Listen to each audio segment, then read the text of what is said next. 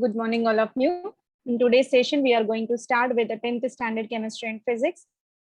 Unit number 8, chemical bonding. Series number 8 is going to be discussed.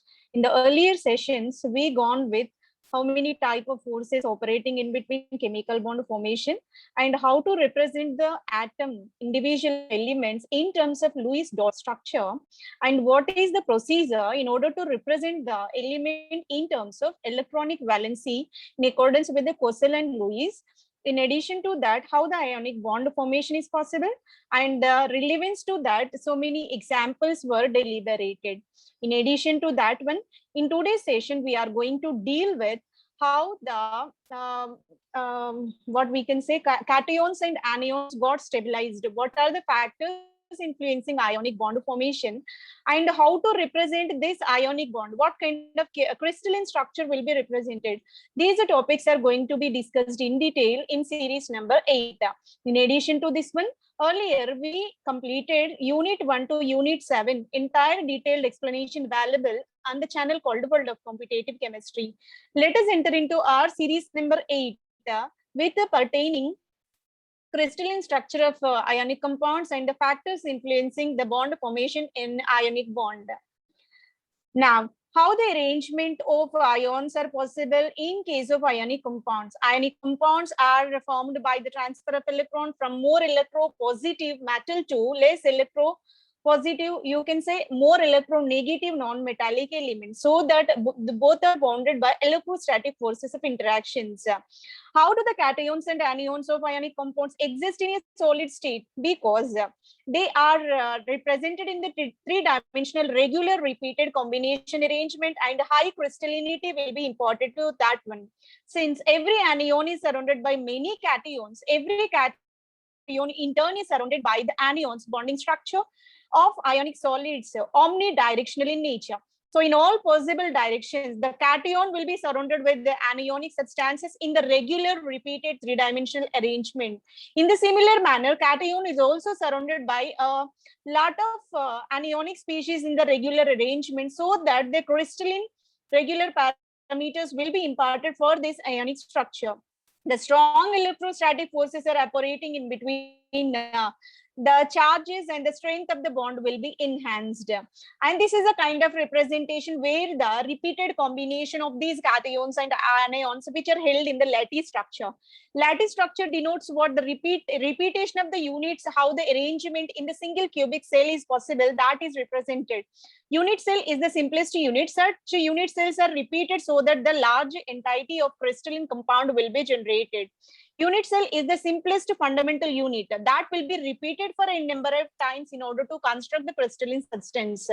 This is a kind of unit cell. In order to represent the sodium chloride crystalline nature, these balls indicate sodium positive balls will be there and chloride balls will be indicated. So in this manner, that kind of the dimensional arrangement of all the cations and anions are possible in the regular arrangement. We can see the repetition in the regular intervals only. This is not the random arrangement. If random arrangement is there, that is regarded as a non-crystalline in nature. And even you can clearly observe the radius. Sodium being it is a cationic, having the smaller radius. Chlorine being it is associated with more number of electrons. In enlargement in the size, you can clearly observe. That's the reason why cation always having lesser the radius with respect to the anionic species. And do you think that sodium chloride units would be present in the solid crystal? Those are repeated in such a manner. So each cation of sodium is surrounded by, sodium is surrounded by 6 chlorines. In the similar manner, each chlorine is also surrounded by 6 sodium ions. That is denoted as its coordination number. Coordination number denotes what the number of bonds present between the cation or anion which are present in the given crystal structure. And this is the kind of system we can say it is the face-centered cubic. Face-centered cubic is nothing but, if we are considering this is a cube, sodium chloride which arranged in a cubic structure, each phase, this is one phase, second phase, third phase, exactly opposite to this one, you will get one more, this also oppositely another, this also oppositely another. In this manner, 6 phases will be there for all these phase centered cubic structure. Each phase is used to represent, along with the corners in the center of the phase also, such atoms are indicated. Hence, you can say phase centered cubic crystalline structure imparted for the sodium chloride crystalline lattice. Smaller sodium ions fill the holes around the edges of the cube. There is an expanded view of the unit cell. This is a clear-cut representation of sodium chloride unit cell, where corners are surrounded by the sodium. Being it is a smaller in nature, they are used to occupy the corners and even centers of this face-centered cubic unit cell. If you think so, it is not correct. Remember that electrostatic forces are not unidirectional. When you consider sodium chloride formation, for example, and there is no exact bond formation. When we go with the chlorine with another chlorine, there is a directional bond. We can expect the bond directly. But in case of the sodium chloride formation, being it is a non-bonded system, we can say direct bond will not be represented. That used to give the bonds in all possible directions instead of unidirectional. That we can say electrostatic forces operating in all possible directions. So it will be multi-dimensional rather than unidirectional bond. When chlorine molecule is generated, two chlorines are bonded with only single bond. That is a kind of system operated in the covalent. But in case of ionic bond formation, we can say it is a non-directional bond because there is no exact. Only in the right hand side we are supposed to form the bond. Only in the left hand side bond formation is suspected. In that manner, such a kind of bonding will not be imparted in case of ionic, because always ionic bonds are non-directional, that are having the kind of cloud around that. Sodium having cloud of positivity around that. In all possible direction, chlorines are chlorine cell interacted, so that here a kind of system, unit cell system was generated, which is non-directional in nature. Therefore, it is not possible for one sodium to bind with only one chlorine atom and vice versa. Single sodium with single chlorine atom binding and a single chlorine with single sodium will not be possible. In all possible directions, sodium will be surrounded with the 6 chlorine atoms, and each chlorine surrounded by 6 sodium atoms in all possible directions, being it is a non-directional bond. So here the compact three-dimensional arrangement clearly visible in this crystal lattice structure of sodium chloride, and you may extend same kind of lattice structure for all the remaining crystalline forms of ionic bonds also. For our simplification, we are taking sodium chloride as a reference compound, and whose a crystal lattice structure was demonstrated here, and each sodium surrounded with the 6 chlorines, and the 6 sodiums are surrounding each chlorine atom. So in this manner, non-directional bond is clearly explained by this. But when you go with chlorine, only one bond you can clearly observe. That is the main distinction between ionic and covalent bond formation. Ionic compounds in the crystalline are orderly arranged, cations and anions held together by electrostatic forces, and in all possible dimensions, we can say 3 dimensions, in all possible x coordinate, y coordinate, z coordinate, in all possible dimensions, these forces are operating, so that sodium chloride crystal used to generated in a repeated combination of such a kind of unit cells.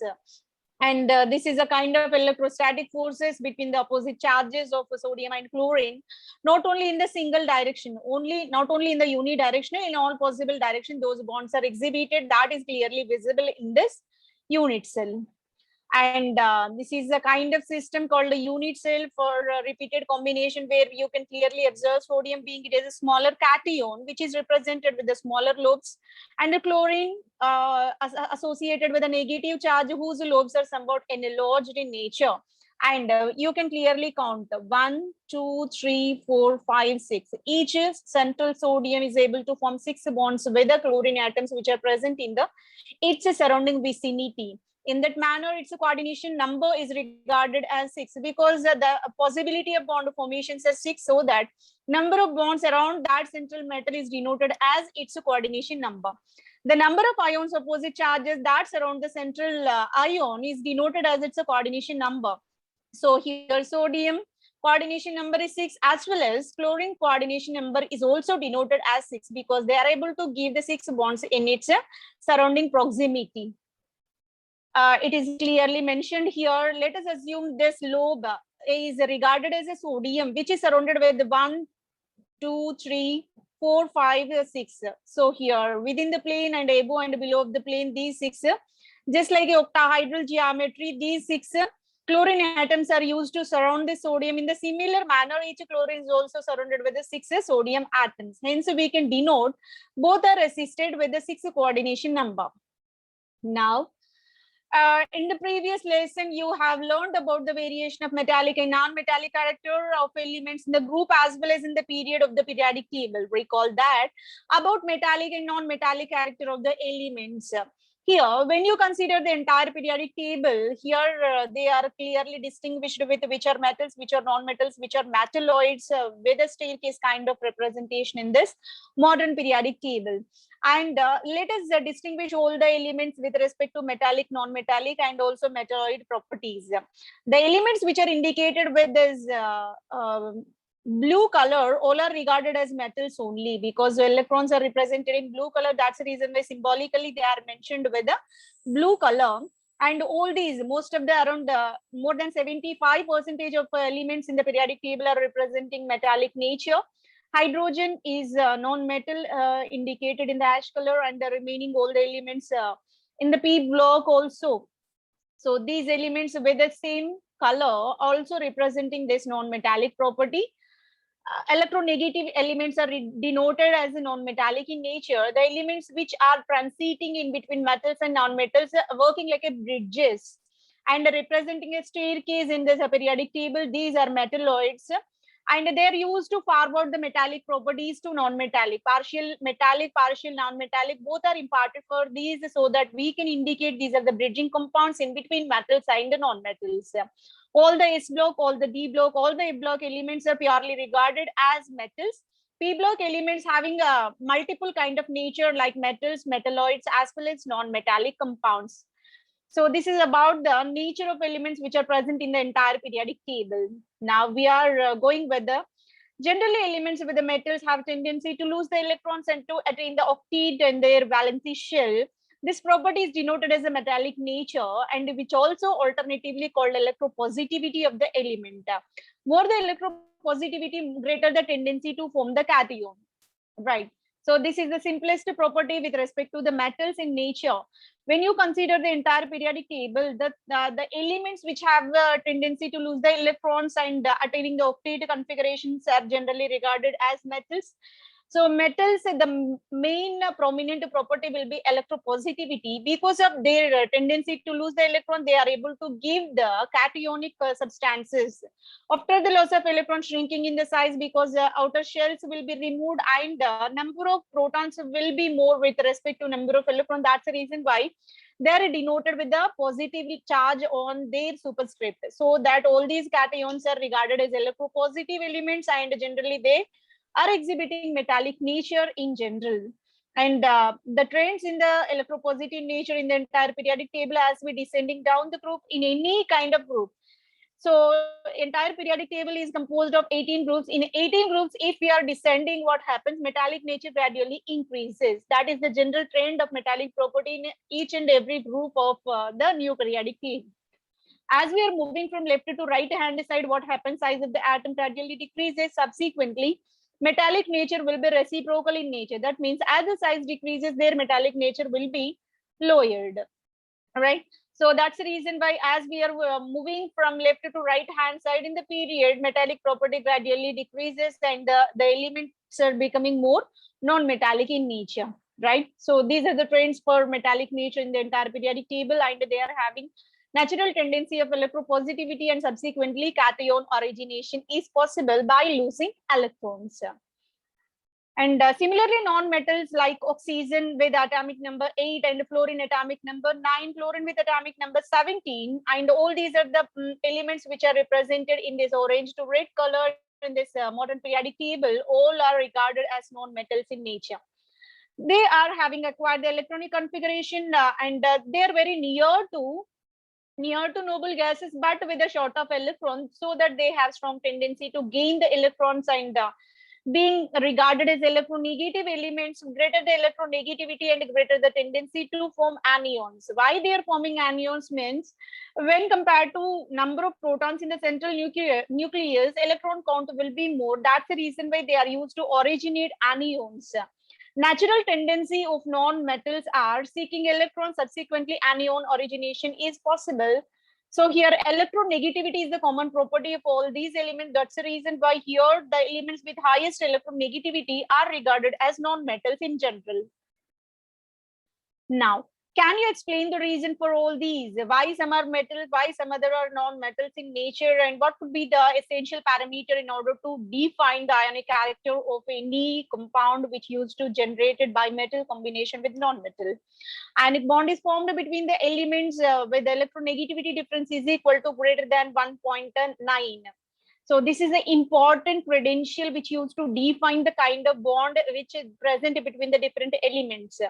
Based on the electronegativity difference, we can define the compounds into three types: non-polar covalent bonds, polar covalent bonds, and even ionic bonds can be there.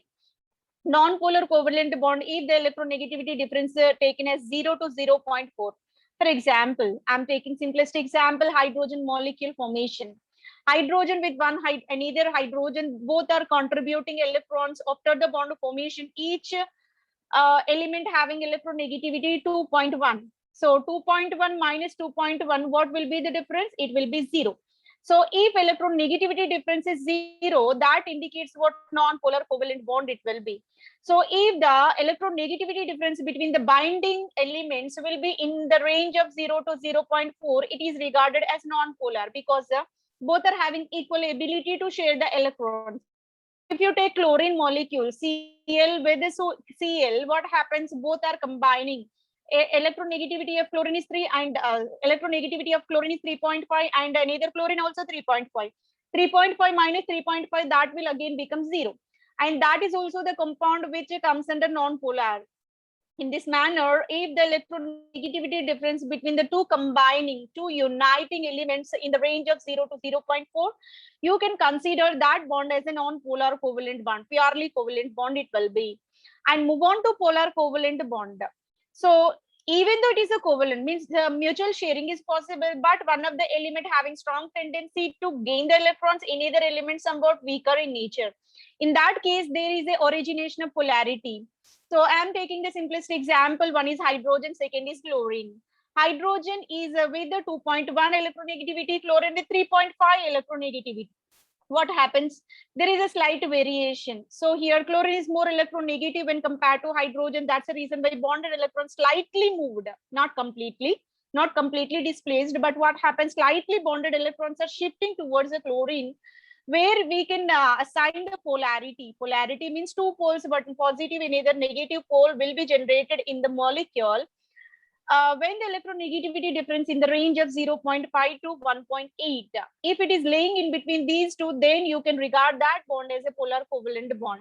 Move on to ionic bond. Completely electrons are displaced. We can say dislocalized. So here one element is releasing and either is accepting, so the transfer of electrons where the electronegativity difference should be extremely large.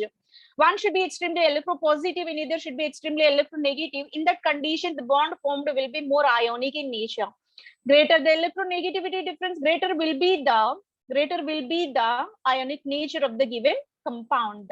That should be laying in the range between 1.9 to 3.3. So if this will be the electronegativity difference, then only we can assign that bond as ionic. So this is an important parameter. Based on this electronegativity difference between the combining elements, we can categorize all the bonds into different nature, like a non-polar covalent, polar covalent, and even ionic bond. I'm taking simplest example, sodium chloride. Sodium with the electronegativity value of 0.9, chlorine with the 3 electronegativity value, the difference will be 2.1. If 2.1 will be the difference, it is laying in between 1.9 to 3.3 range, so that it is considered as a purely ionic compound. Then what will be the criteria for highest ionic bond formation?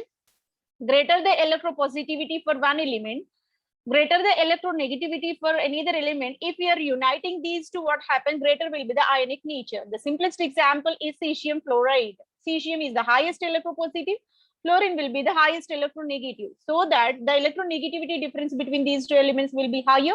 That will be more ionic compound among all the known elements. So this is about the criteria in order to assign the nature of bond with respect to electronegativity difference.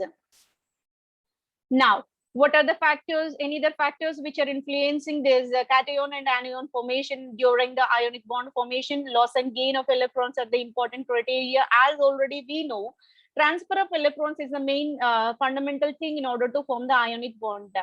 Ionic bond formation, you have noticed that atoms either lose or gain the electrons to attain the octet in their valency shell. Ionic bond transfer of electrons takes place between the combining atoms. One is releasing, another is accepting. In that manner, transfer of electrons is the main criteria in order to form the ionic bond. Now, we are discussing about the important parameters which are influencing the cation and anion formation in the ionic bond formation. Tendency of losing electrons to form the cation and the gain of electrons to form the anions mainly depends upon the four important factors. Atomic size. Atomic size. Second is about atomic size is nothing but from the central nucleus to outermost valency shell. What is the distance is regarded as the atomic size, radius in nature. Ionization potential in the sense, in order to remove the electron from the valency shell, how extent we have to supply the energy is denoted as ionization potential. Electron affinity. When we are adding one of the electron from the external source, the amount of energy released is called electron affinity value. Electronegativity. Tendency to displace the bonded electrons towards one of the atom, that is called electronegativity. That means tendency to seek the electrons is called electronegativity nature when they are in the binding form. So these are the more important deciding factors in order to mention the stability of cation and anion, which are the important things to the formation of ionic bond. Let us see what are the important parameters with respect to these. What are the important conditions for cation formation? Important conditions for anion formation. So here, cation formation, the stable cation conditions are atoms of elements with the low ionization energy. Among all the elements, if the element is easily losing electrons, ease of electron donation is very easy. In that case, the cation formation is more frequent. Low electron affinity, difficult to seek the electron because that having tendency to release. That's why electron seeking is somewhat difficult, right? And high atomic size. Size of the atom should be larger, then cation formation will be facilitated. And subsequently, electronegativity should be low.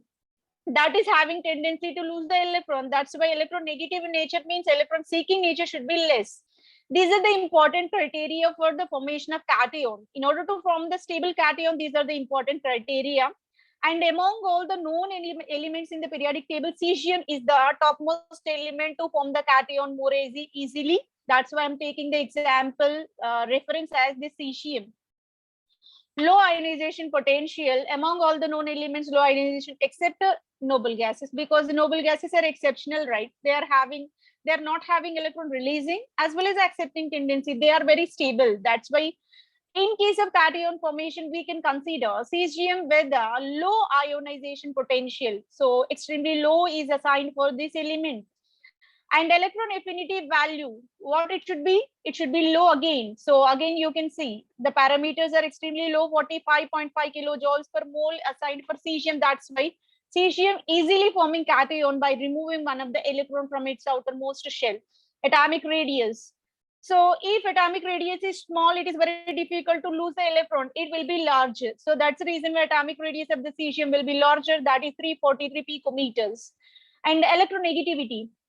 So obviously, electron releasing tendency should be higher. So electron negativity will be the reciprocal property, right? So that's why it will be low, 0.7, extremely low. Lowest electronegative element in the entire periodic table is the cesium itself. That's why it is assigned as 0.7. So for that purpose, we are taking cesium as a reference in order to indicate the stability of cation formation. These are the important conditions for cation formation. We are repeating one more time. Ionization energy will be lower. Electron affinity value should be lower. size of the atom should be larger and electronegativity value should be lower. Then only a stable cation will be originated. And let us see what are the conditions required for the anion formation. Entirely opposite. So when cation conditions were taken, if we are inverse all these properties, that will become anion, right? Let us see high ionization potential. Tendency to lose the electron is very less. That's why amount of energy required in order to remove the electron will be very higher. Ionization potential is nothing but electron removing energy, so that will be higher because they are not naturally not having tendency to lose the electrons. Electropositivity is very less. High electron affinity, they are seeking electron very strongly. That's why electron affinity, by adding electron, high amount of energy will be elevated, amount of energy will be removed from that outermost shell. And this atomic size should be smaller. If atomic size is smaller, nuclear charge will be larger, so that electron seeking tendency will be higher. That's the reason why fluorine having more tendency to form this anionic substance. And high electronegativity, this is also important parameter. All these are efficiently obeyed by fluorine. That's why I'm taking fluorine as an standard compound here, and all are clearly obeyed by this one. Ionization enthalpy of this fluorine was assigned as 17.4 electron volts. Extremely large is assigned because the fluorine, being it is more electron negative, no tendency to form cation. We can't expect F positive. Never it able to form. In none of the compound fluorine is able to give the F positive. But in that compound only chlorine having Cl positive compounds, bromine also bromonium possible, iodine also iodinium possible, but a fluorine it is the highest electronegative, so no tendency to form cation with this. So with the ionization potential extremely large, 17.4 electron volts, practically it is not possible to remove the electron from this fluorine. Electron affinity of the electron affinity value of fluorine will be, electron affinity value of fluorine will be 328 kilojoules per mole. 328 kilojoules is extremely what we can say high electron affinity value, and atomic radius for this fluorine is also assigned as 147. So atomic radius of cesium is 343 picometers. But atomic radius of fluorine will be 147 picometers. This is extremely smaller. We are ignoring noble gases because the smallest one is noble gas elements only, but with respect to anions and cations, we are discussing. That's the reason why fluorine with the lowest atomic radius was assigned here. And electronegativity of this fluorine will be 4. Highest electronegativity is assigned for this one. That's the reason why it able to give the stable anionic species. Right. So here, these are the conditions which are used to define the stable anion formation. We are repeating the properties one more time. They require high ionization potential, high electron affinity values are required, and the smaller atomic radius is a preferential, and high electronegativity will be assigned. Then only they are able to form anions. Generally, non-metallic substances all are obeying these properties so that they are more susceptible to form anionic substances, whereas metals having strong tendency to obey all these properties of low ionization potential, low electron affinity, high atomic radius, and the low electronegativity, so that cation formation is more preferential for all the metals, right? So by this we completed factors and how the molecule formation is possible with respect to cation and anion, and how the stability is important, and what kind of crystalline form is given for these ionic compounds. Entire things were discussed. In the next session, we will start with the covalent bond. What are the important criteria for covalent bond formation, and Fasan rules which are important to mention the stability of the covalent compound, and some of the covalent compounds are also going to be demonstrated. I hope this session will be helpful for your preparation. Thank you very much for your consistent listening. Thank you, one and all.